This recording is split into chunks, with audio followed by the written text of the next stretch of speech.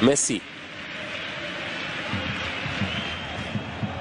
Induló ember, Jordi Alba, gól!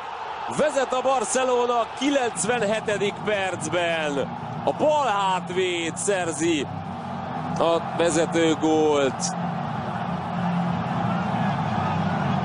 1-0.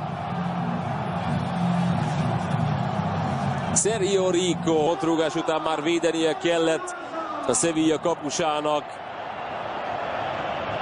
De itt ez most akció, egy gyönyörű indítás Messitől, Jordi Alba pedig kilövi a hosszú alsót. Vitolo mellett végül is lövéshez jutott. Vezet a Barcelona.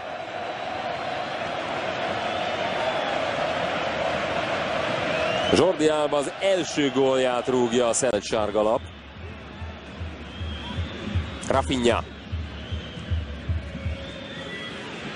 Messi. Ott a kiugratás, Neymar berúgja a másodikat. Épp úgy, mint ahogy a Bilbao ellen egy évvel ezelőtt eldönti a királykupa döntőjét Neymar. A 122. percben lezárja a fontos kérdéseket a brazil. És eldől, hogy a Barcelona meg kicsiben, egy picivel később lép ki Rami. És góllal fizet ezért a Sevilla.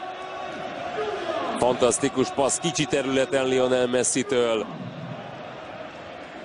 Neymar pedig gólt szerez.